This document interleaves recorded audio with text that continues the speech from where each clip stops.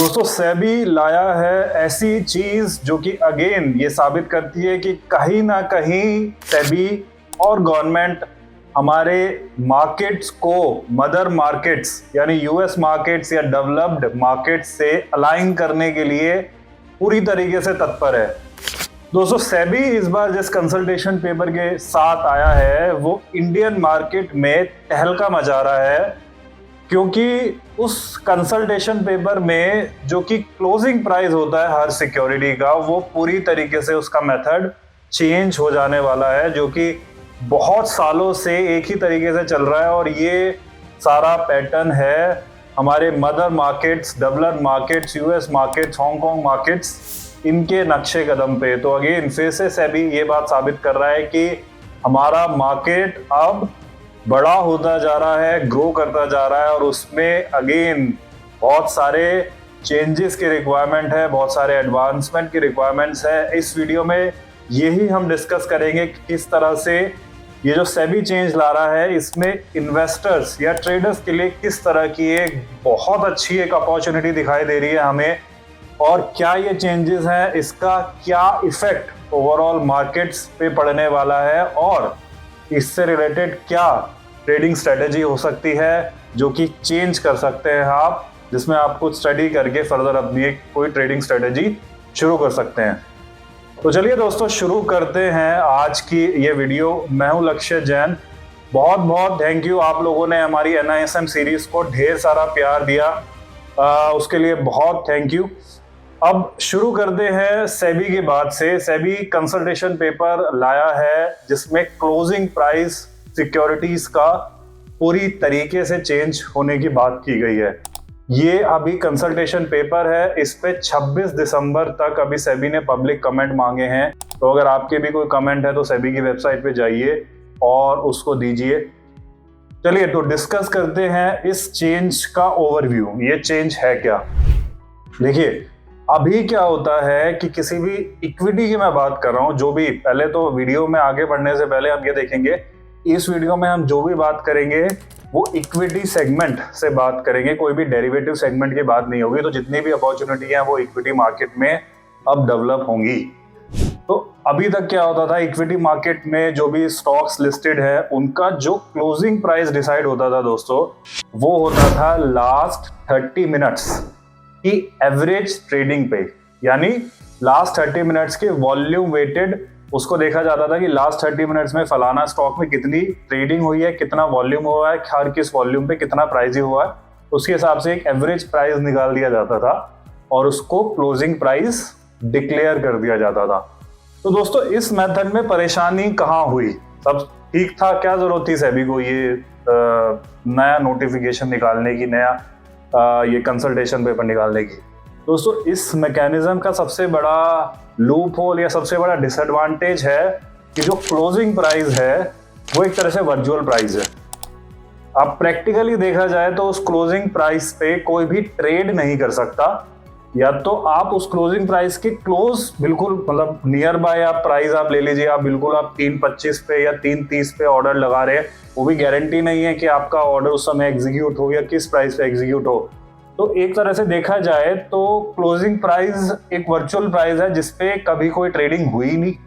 तो भाई जब उस पे कोई ट्रेडिंग हुई नहीं तो उसको एक्चुअली कैलकुलेट करने का कोई बेनिफिट नहीं हुआ, कोई लॉजिक नहीं यहाँ पे समझ आ रहा कि जिस प्राइस पे कभी कोई ट्रेडिंग ही नहीं हुई हम उस प्राइस को जबरदस्ती एक सिक्योरिटी का क्लोजिंग प्राइस बना देते हैं। पहली चीज दोस्तों, अब आप लोगों में से बहुत लोग यही सोच रहे होंगे कि यार क्या बकवास कर रहे हो, क्लोजिंग सेशन जो होता है, जो पोस्ट क्लोजिंग सेशन होता है, उसमें भी तो जो ऑर्डर्स होते हैं वो क्लोजिंग प्राइस पे एग्जीक्यूट हो जाते हैं। तो दोस्तों जो पोस्ट क्लोजिंग सेशन होता है वहाँ पे लिक्विडिटी बहुत ज़्यादा कम होती है, बहुत ही मिनिमम चांसेस होते हैं कि आप अगर पोस्ट क्लोजिंग सेशन में ऑर्डर्स लगा रहे हैं और वो उनके अगेंस्ट कोई आपको सामने वाली पार्टी मिल जाए और आपके क्लोजिंग प्राइस पे ऑर्डर्स एग्जीक्यूट हो जाएं। इस वीडियो में यही समझेंगे कि कैसे आप क्लोजिंग प्राइस या पोस्ट क्लोजिंग सेशन जिसको बोलते थे वो कैसे आप ऑक्शन मार्केट में कन्वर्ट हो जाएगा और वहाँ पे लिक्विडिटी आपको बहुत ज़्यादा देखने को मिलेगी। दूसरी चीज़ दोस्तों, बाजार में बहुत सारे पैसिव फंड्स है। पैसिव फंड्स मैं बोलूं कि जो निफ्टी के स्टॉक्स को ट्रैक करते हैं और अपना एक फंड बना लेते हैं। जैसे निफ्टी बीज है, एक जो ETF है, बहुत फेमस ETF है निफ्टी बीज। आप हमारी भी उस पर वीडियो देख सकते हैं, निफ्टी बीज के बारे में हमने भी एक वीडियो बनाई हुई है। तो बेसिकली ऐसे फंड्स क्या होते हैं जिन लोगों को एक इंडेक्स की परफॉर्मेंस ट्रैक करनी होती है। जैसे निफ्टी एक 50 कंपनीज का एक एवरेज एक कैलकुलेशन के हिसाब से एक निफ्टी को बनाया जाता है, जिसमें ये माना जाता है कि 50 कंपनीज का प्राइजेस एक निफ्टी इंडेक्स को रिप्रेजेंट करता है। अब होता क्या था कि मैं एक नॉर्मल इन्वेस्टर हूँ, मुझे ऐसा रिटर्न चाहिए जो कि निफ्टी के रिटर्न के बराबर हो। तो एक तरीका तो मेरा ये है, क्योंकि निफ्टी मैं कैश मार्केट में तो खरीद नहीं सकता हूँ, तो उसका तरीका क्या है कि मैं निफ्टी में जितने 50 स्टॉक्स हैं उनका पोर्टफोलियो अपना सेम प्रपोर्शन में एक पोर्टफोलियो बना लूँ। तो होगा क्या कि जिस हिसाब से उन स्टॉक्स का रिटर्न आएगा उसी हिसाब से मेरा ओवरऑल पोर्टफोलियो का रिटर्न आएगा, जो कि मैं मैच करूंगा निफ्टी के रिटर्न से। तो या तो मैं अब ये इंडिविजुअल लेवल पे कर दूं, दूसरा अगर मैं म्यूचुअल फंड्स के थ्रू जाता हूं या ETFs के थ्रू जाता हूं, तो यही काम मेरा म्यूचुअल फंड्स कर रहा है कि मैंने उससे एक SIP शुरू करी या एक लमसम अमाउंट पे करा, जो कि उन्होंने अल्टीमेटली निफ्टी के 50 स्टॉक्स में पैसा लगा दिया as per the Nifty proportion. अब देखिए चैलेंज को समझेंगे, चैलेंज क्या आ रहा था। प्रैक्टिकली अगर कोई फंड हाउस किसी भी स्टॉक को खरीद रहा है, तो वो क्लोजिंग प्राइस से तो खरीद नहीं रहा, वो खरीद रहा है उस दिन के ट्रेडिंग प्राइस से, जितना भी उसका कोई जो जब भी उसने स्टॉक खरीदा या बेचा है उस दिन के ट्रेडिंग प्राइस से बेच रहा है। लेकिन जब वो निफ्टी को ट्रैक कर रहा है, निफ्टी में जो प्राइजेस, निफ्टी में जो कैलकुलेशंस होती है बेसिकली वो क्लोजिंग प्राइस के हिसाब से कैलकुलेशन हो रही है। तो आप समझ रहे हैं दोस्तों कितना डिफरेंस आ रहा था। जो फंड मैनेजर है वो बेचारे बेकसूर, वो एक नॉर्मल ट्रेडिंग प्राइस पे एक ट्रेड कर रहे हैं, लेकिन जब वो अपनी परफॉर्मेंस को मेजर कर रहे हैं, निफ्टी से मेजर कर रहे हैं, किसी भी इंडेक्स से मेजर कर रहे हैं, तो वो मेजर हो रही है क्लोजिंग प्राइस के बेसिस पे। तो दोस्तों ये जो डिफरेंस आता था कि आपने एक म्यूचुअल फंड की परफॉर्मेंस के बीच का डिफरेंस हो गया और निफ्टी की एक्चुअल परफॉर्मेंस का डिफरेंस हो गया, इसे बोला जाता था ट्रैकिंग एरर। तो ये ट्रैकिंग एरर भी एक बहुत बड़ा रीजन है इस चेंज को लाने के लिए। अब होगा क्या, क्योंकि जो फंड हाउसेस होंगे वो क्लोजिंग प्राइस पे अगर ट्रेड कर पाएंगे, उनको अगर कोई ऐसी अपॉर्चुनिटी मिलेगी वो क्लोजिंग प्राइस पे ट्रेड कर पाए, और अल्टीमेटली जो इंडेक्स की परफॉर्मेंस हम ट्रैक कर रहे हैं वो भी क्लोजिंग प्राइस के हिसाब से ट्रैक कर रहे हैं, तो वो जो डिफरेंस है, मतलब एक म्यूचुअल फंड के रिटर्न के डिफरेंस में और एक निफ्टी के रिटर्न्स, इन दोनों का जो बीच का डिफरेंस है वो बहुत बहुत कम रह जाएगा। इससे अल्टीमेटली फायदा किसको होगा? अल्टीमेटली फायदा होगा इन्वेस्टर्स को। तो बेसिकली दो रीजन है इसके। एक तो कोई भी क्लोजिंग प्राइस पे ट्रेड नहीं कर पा रहा था, हम लोग एक वर्चुअल एक क्लोजिंग प्राइस दे रहे थे जो कि एक्चुअली ट्रेडेबल ही नहीं था। दूसरा जो कि पैसिव फंड्स हैं, और यही सबसे बड़ा रीजन है जो कि पैसिव फंड्स के बीच की ट्रैकिंग परफॉर्मेंस का जो डिफरेंस आ रहा था, क्योंकि भाई एक्चुअल प्राइस पे, एक्चुअल क्लोजिंग प्राइस पे वो ट्रेड कर नहीं रहे हैं, वो अपना कर रहे हैं ट्रेडेड प्राइस पे ट्रेड, और जो बेंचमार्क की परफॉर्मेंस आ रही है वो आ रही है आपकी क्लोजिंग प्राइस के हिसाब से। दूसरा ये डिफरेंस। तीसरा दोस्तों डिफरेंस है, जिस भी दिन हमारी डेरिवेटिव्स की क्लोजिंग होती है और जिस भी दिन हमारे इंडेक्स की रीशफलिंग होती है, उस दिन आप देखेंगे कि लास्ट के आधे घंटे में बहुत ज्यादा वोलेटिलिटी होती है स्टॉक्स में, और ये सेबी ने अपने कंसल्टेशन पेपर में बकायदा डेटा के साथ मेंशन किया हुआ है। ऐसा क्यों होता है दोस्तों? देखिए, जब किसी इंडेक्स की रीबैलेंसिंग हो रही होती है, एक एक करके समझेंगे, जब किसी इंडेक्स की रीबैलेंसिंग हो रही होती है तो या तो उसमें से स्टॉक्स इंक्लूड हो रहे होते हैं या उसमें स्टॉक्स एक्सक्लूड हो रहे होते हैं। बेसिकली दोनों ही चीजें हो रही होती है, कोई एक्सक्लूड होता है तो कोई इंक्लूड होता है, या ऐसा भी हो सकता है किसी की वेटेज कम ज्यादा कर दी जाइए हो, किसी की कम कर दी, किसी की ज्यादा कर दी। तो वो जो पर्टिकुलर स्टॉक्स हैं, अब क्योंकि अभी तक हम क्लोजिंग प्राइस किस पे कैलकुलेट कर रहे थे? लास्ट हाफ एन आवर के वेटेड एवरेज पे। लास्ट हाफ एन आवर के वेटेड एवरेज पे अभी तक हम क्लोजिंग प्राइस जो है, मैं लिख देता हूं आपके रेफरेंस के लिए, अभी तक हम क्या कर रहे थे? प्रीवियसली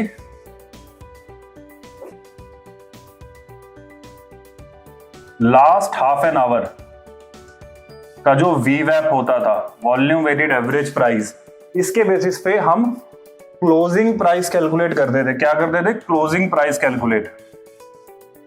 मान लीजिए अब किसी फंड की रीबैलेंसिंग हो रही है, तो वो फंड क्या चाहेगा? उस फंड का मोटिव क्या होगा कि मैं जिस प्राइस पे बाय या सेल करूं वो क्लोजिंग प्राइस के मैक्सिमम नजदीक हो। और वो क्लोजिंग प्राइस के मैक्सिमम नजदीक कब होगा? जब उसकी लास्ट हाफ एन आवर में बाइंग या सेलिंग होगी। तो दोस्तों यही रीजन होता था, जिस भी दिन आप देखेंगे कि इंडेक्स की रीबैलेंसिंग हो रही है या डेरिवेटिव्स एक्सपायरी हो रही है, तो लास्ट हाफ एन आवर में बहुत ज्यादा वोलेटिलिटी मिलती थी। इवन 3 टाइम्स 4 टाइम्स तक की वोलेटिलिटी होती थी, जो कि ओपनिंग सेशन से 3 बजे तक का मैं सेशन कंपेयर करूं और 3 से 3:30 का सेशन करूं, उसको अगर कंपेयर करा जाए तो 3 टाइम्स 4 टाइम्स तक की वोलेटिलिटी ज्यादा यहाँ पे होती थी। इसी वोलेटिलिटी को दूर करने के लिए दोस्तों, तीसरा रीजन, इसी वोलेटिलिटी को दूर करने के लिए ये मैकेनिज्म बनाया जा रहा है। उम्मीद करते हैं अभी तक जो हमने समझा वीडियो में कि ये जो ऑब्जेक्टिव है इसका अभी तक बैकग्राउंड क्या है। बैकग्राउंड यही है कि अभी तक जो क्लोजिंग प्राइस हो रहा था वो लास्ट हाफ एन आवर के बेसिस पे हो रहा था। उसमें डिफिकल्टीज क्या आ रही थी? उसमें डिफिकल्टीज यही आ रही थी हमारी कि जो आपके पैसिव म्यूचुअल फंड्स है वो एक्चुअल क्लोजिंग प्राइस पे ट्रेड नहीं कर पा रहे थे, कोई भी क्लोजिंग प्राइस पे ट्रेड नहीं कर पा रहा था। और तीसरा, उसमें लास्ट के हाफ एन आवर सेशन में वोलेटिलिटी का बहुत ज्यादा हो जाना। तो दोस्तों ये बैकग्राउंड है क्लोजिंग प्राइस अभी तक क्यों हो रहा है। और सेबी इसमें, अब बात करेंगे कि सेबी इसमें क्या रेकमेंड कर रही है। तो दोस्तों ये सेबी इसमें रेकमेंड कर रही है हमें new mechanism, new closing price mechanism, जिसको बोला जा रहा है दोस्तों closing auction time, CAT, closing auction time. अब इसको हम अगर उसमें कंसल्टेशन पेपर में भी देखेंगे तो इसी नाम से रेफरेंस इसका दिया गया है। तो बेसिकली अब होगा क्या, ऑक्शन जैसा कि वर्ड से समझ आ रहा है कि बेसिकली इसमें बोलियां लगेंगी कि किसको कितने पे बाय करना है, कुछ कुछ ऐसा मैकेनिज्म होगा, पर ऐसा आउटक्राई वाला मैकेनिज्म नहीं होगा। इसमें बेसिकली एक लास्ट हाफ एन आवर के वेटेड एवरेज की बजाय एक ऐसा प्राइस डिस्कवर कर लिया जाएगा जिस प्राइस पे उस पर्टिकुलर पीरियड में जो भी ऑर्डर्स लगे हैं उन ऑर्डर्स को उसी प्राइस पे एग्जीक्यूट कर दिया जाएगा। दोस्तों जैसे अभी हमारे एक्सचेंज में ओपनिंग सेशन होता है, उसमें भी कुछ ना कुछ सिमिलैरिटी है क्लोजिंग ऑक्शन टाइम को लेके, कि उसमें भी हम ओपनिंग प्राइस जो है वो डिस्कवर कर रहे हैं, पर थोड़ा सा उसमें से और इसमें कुछ चेंज है। देखिए closing auction price, closing auction mechanism या क्लोजिंग ऑक्शन टाइम में होगा क्या, 3:30 बजे, ठीक 3:30 बजे मार्केट तो क्लोज हो गई होगा। तो दोस्तों अभी जो चल रहा था हमारा पोस्ट क्लोजिंग सेशन चल रहा था। सेबी की रिकमेंडेशन है जब हम ये क्लोजिंग ऑक्शन मैकेनिज्म ले आएंगे तो पोस्ट क्लोजिंग सेशन को हम बंद कर देंगे।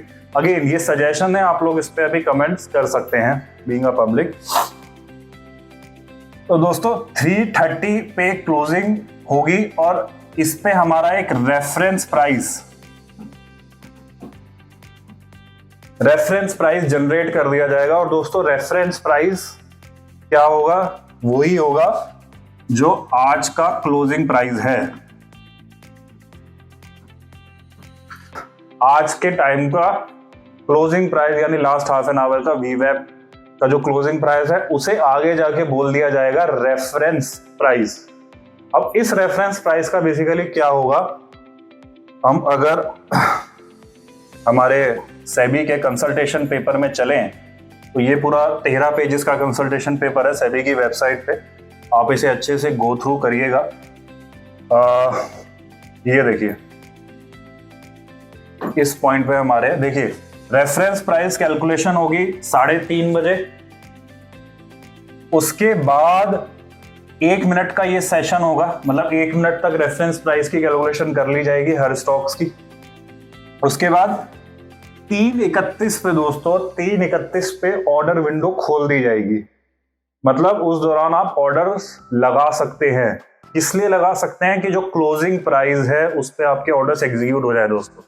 अभी तक हम क्लोजिंग प्राइस पे ऑर्डर्स नहीं एग्जीक्यूट कर सकते थे, क्योंकि वो जो क्लोजिंग प्राइस है वो इट्स अ वर्चुअल प्राइस, उस पर कोई ट्रेड पॉसिबल नहीं है। लेकिन अब 3:31 पे आप ऑर्डर्स डालेंगे, चाहे ऑर्डर्स बाय का हो चाहे सेल का हो। वो सेशन चलेगा 6 मिनट तक दोस्तों, 6 मिनट तक सेशन चला। उसके बाद 3:37 पे नो कैंसिलेशन पीरियड होगा। नो कैंसिलेशन पीरियड के दौरान मतलब 3:31 से 3:37 मतलब 3:36 59 सेकंड तक आप जो भी ऑर्डर डालेंगे उसे कैंसिल भी कर सकते हैं, मॉडिफाई भी कर सकते हैं। लेकिन 3:37 पे जो आप ऑर्डर डालेंगे दोस्तों, उसे ना आप कैंसिल कर सकते हैं ना मॉडिफाई कर सकते हैं, तो वो नो कैंसिलेशन पीरियड बोलते हैं उसे। और वो चलेगा दोस्तों 4 मिनट तक, जिसमें ये 4 मिनट में से लास्ट के 2 मिनट ऐसे होंगे जिसमें क्लोज आउट हो जाएगा। आप देख रहे हैं यहाँ पे random close in last 2 minutes. Last के 2 मिनट में सब कुछ एक्टिविटी हॉल्ट हो जाएगी। तो प्रैक्टिकली देखा जाए तो नो कैंसिलेशन पीरियड जो हुआ वो हमारा 2 मिनट का हुआ। तो बेसिकली हमने 3:31 से लेके 3:36 मिनट 59 सेकंड तक हमने ऑर्डर डाले भी, कैंसिल भी करे, मॉडिफाई भी करे। 3:37 मिनट से लेके 3:38 मिनट 59 सेकंड तक हमने अगर हम पहले सेशन में ऑर्डर नहीं डाल पाए तो हमने डाल दिए, पर उन्हें कैंसिल नहीं कर पाए। और 2 मिनट तक चलेगी दोस्तों वो क्लोज आउट पीरियड होगा, वो कैलकुलेशंस होंगी। उसके बाद 3:41 पे शुरू होगी, जितने भी ऑर्डर्स डले हैं सिस्टम में उनकी मैचिंग की जाएगी, चाहे वो मार्केट ऑर्डर्स हो चाहे वो लिमिट ऑर्डर्स हो। और अल्टीमेटली 4 मिनट तक दोस्तों ये सेशन चलेगा। और 3:45 पे दोस्तों एक क्लोजिंग प्राइस प्रिंट हो जाएगा, जिसपे ये जितने भी ऑर्डर्स हैं वो एग्जीक्यूट हो जाएंगे। तो दोस्तों देख रहे हैं कितना बड़ा एक चेंज आ गया। जो अभी तक आप क्लोजिंग प्राइस पे कुछ ट्रेड ही नहीं कर पा रहे हैं, आपको अब आगे 6 मिनट प्लस 2 मिनट 8 मिनट मिलेंगे अपने ऑर्डर्स डालने के लिए। वो क्लोजिंग प्राइस पे आप मैच करा सकते हैं। और दोस्तों क्लोजिंग प्राइस की कैलकुलेशन कैसे होगी? अगेन डिमांड सप्लाई के बेसिस पे ऐसा प्राइस डिस्कवर करा जाएगा जिसपे मैक्सिमम क्वांटिटी को एग्जीक्यूट किया जा सके, जिससे मैक्सिमम क्वांटिटीज को मतलब जिसमें बाय के हैं तो बाय उनका एग्जीक्यूट हो जाए, उनका सेलर मिल जाए, तो ऐसे एक सिंगल प्राइस को डिस्कवर करा जाएगा। और देखो बात हुई थी रेफरेंस प्राइस की। रेफरेंस प्राइस की क्या यहाँ पे इंपॉर्टेंस है? बेसिकली ये जो आप ऑर्डर डालेंगे, इस दौरान जो आप ऑर्डर डालेंगे उसमें एक लिमिट सेट कर दी जाएगी, जो कि सेबी के कंसल्टेशन पेपर में 5% की एक लिमिट सेट कर दी जाएगी कि जो ये रेफरेंस प्राइस है, इस रेफरेंस से 5% ऊपर या 5% नीचे आप ऑर्डर अपने डाल सकते हैं, इसके बियॉन्ड नहीं डाल सकते। मार्केट ऑर्डर से तो वो तो मार्केट पे ही जाएंगे, जिसमें आपका जो क्लोजिंग प्राइस है वो डिस्कवर होगा, उसी पे आपके ऑर्डर एग्जीक्यूट होंगे। पहली चीज ये दोस्तों। अच्छा, एक तो सेबी ने बताया कि हम इस तरह का मैकेनिज्म रख सकते हैं, क्योंकि ये कंसल्टेशन पेपर है, आप लोगों की राय इस पे मांगी है। दूसरा मैकेनिज्म क्या बोला है सेबी ने? सेबी बोलता है कि साहब रेफरेंस प्राइस तक तो ठीक है, अब जो मैं आपको क्लोजिंग, जो आपको नो कैंसिलेशन पीरियड दे रहा हूं 4 मिनट का, वो भी क्या मैं इसमें मर्ज कर दूं जो मैं इनिशियली ऑर्डर एंटरिंग पीरियड दे रहा था? तो वो कहता है कि साहब ये दूसरा ऑप्शन है कि 3:31 से लेके मैं 10 मिनट का पूरा ऑर्डर एंटरिंग सिस्टम बना दूं, जिसमें अगेन लास्ट 2 मिनट के मेरे क्लोज आउट सेशन होंगे। मतलब लास्ट 2 मिनट में आप कुछ नहीं कर सकते। तो एक तरह से प्रैक्टिकली देखा जाए तो पूरी जो मेरी 8 मिनट की विंडो है वो मैंने order cancellation, order modification, order entry सब कुछ कर सकता हूँ बेसिकली। वजह इसमें ऑर्डर कैंसिलेशन का जो ऑप्शन है वो सेबी कहता है कि हाँ ये भी हम इसको हटा सकते हैं। और आगे इन वही 3:41 पे ऑर्डर कॉन्फर्मेशन शुरू होगी, जो कि 4 मिनट तक चलेगी, और एक 3:45 पे एक क्लोजिंग प्राइस का प्रिंट आ जाएगा, जिसपे जो ऑर्डर्स हैं वो एग्जीक्यूट हो जाएंगे। तो दोस्तों ये बात हुई कि किस तरह से सेबी चेंज कर रहा है क्लोजिंग प्राइस मैकेनिज्म को। अब सबसे जरूरी बात करते हैं दोस्तों, आपके पते की बात। एक तो इसमें फायदा इन्वेस्टर्स को ये हुआ कि उनकी जो ट्रैकिंग परफॉर्मेंस है, जो उनका ट्रैकिंग एरर है, जो उनका रिटर्न्स है बेसिकली निफ्टी जो उनका बेंचमार्क रिटर्न है, बेंचमार्क रिटर्न के और करीब वो अपना रिटर्न ले सकते हैं, क्योंकि क्लोजिंग प्राइस पे ट्रेड्स होंगे। दोस्तों इन सब से एक बात तो समझ आ रही है कि ये जो क्लोजिंग प्राइस में मैक्सिमम पार्टिसिपेशन होगा ये इंस्टीट्यूशनल इन्वेस्टर्स का होगा, क्योंकि उन्हें ही क्लोजिंग प्राइस पे सबसे ज़्यादा ज़रूरत है अपने ट्रेड सेटल कराने की। अब दोस्तों इसमें जो मैच्योर्ड मार्केट्स में, यूएस मार्केट्स में, हांगकांग मार्केट्स में, यूरोपियन मार्केट्स में, क्योंकि ये प्रोसेस फॉलो होता है, तो वहाँ के जो ट्रेडर्स इसमें एक ट्रेडिंग स्ट्रेटेजी के साथ काम करते हैं दोस्तों। वो क्या करते हैं कि अपने क्लोजिंग मार्केट क्लोज होने से कुछ मिनट पहले एक पोजीशन बिल्ड कर लेते हैं। लेट्स सपोज मैंने 3.25 पे या 3.20 पे वो एक पोजीशन क्रिएट कर ली, और फिर उस पोजीशन को जो मैंने क्रिएट करा उसकी क्लोजिंग यानी उसकी रिवर्स एंट्री, क्योंकि मुझे इंट्राडे, बेसिकली इंट्राडे की स्ट्रेटेजी है, मैंने 3.20 पे कोई पोजीशन बना ली और उसकी रिवर्स पोजीशन मैंने इस दौरान बना ली। तो कुछ ऐसी कैलकुलेशंस होती हैं, कुछ ऐसी प्रिडिक्शंस होती हैं कि अगर मैंने ये इस टाइम बाय या सेल किया है तो क्लोजिंग प्राइस में मुझे इसके ऊपर या नीचे मिल सकता है। तो ये कुछ एक ट्रेडिंग स्ट्रेटेजी होती है जिसमें आप पीछे का डेटा पहले बैक टेस्ट करते हैं। अगेन अभी तो क्योंकि ये जब आएगा तो डेटा बनेगा तो चीज़ें बैक टेस्ट होंगी, तो क्या ये स्ट्रेटेजी कितनी सक्सेसफुल है वो आने वाला वक्त बताएगा। बेसिकली स्ट्रेटेजी यही होती है कि आप 5 से 10 मिनट पहले एक पोजीशन बना देते हैं और फिर उसकी क्लोजिंग, उस पोजीशन को क्लोज करने का ऑर्डर आप इस क्लोजिंग सेशन में आप डाल देते हैं। तो अगर आपने अगर बाय की पोजीशन बनाई हुई है तो आप सेल की इसमें अगर ऑर्डर डालते हैं, तो अगर आपका प्राइस ऊपर बंद हुआ तो आप प्रॉफिट में हैं। आपने अगर सेल की पोजीशन मार्केट क्लोज होने से पहले बनाई थी और इसमें आप बाय की पोजीशन बनाते हैं अपने ऑप्शन पीरियड में, और क्लोजिंग प्राइस आपकी सेल के प्राइस से कम पे बंद हुआ, तो आप विनर हैं, आपकी एक प्रॉफिटेबल ट्रेडिंग स्ट्रेटेजी है। तो दोस्तों ये सब सेबी कर रही है, आप इसमें कमेंट्स दे सकते हैं। एक और सेबी का कंसल्टेशन पेपर आया है एल्गो ट्रेडिंग को लेके, उस पर भी हम अपनी अगली वीडियो में डिस्कस करेंगे। बहरहाल अगर आप प्रैक्टिकल ट्रेनिंग चाहते हैं स्टॉक मार्केट में, तो आप ICSM स्टॉक मार्केट इंस्टीट्यूट के कोर्सेज एक्सप्लोर कर सकते हैं। यहाँ मिलते हैं आपको live trading experience, live trainer के साथ with real time sessions. Thank you all.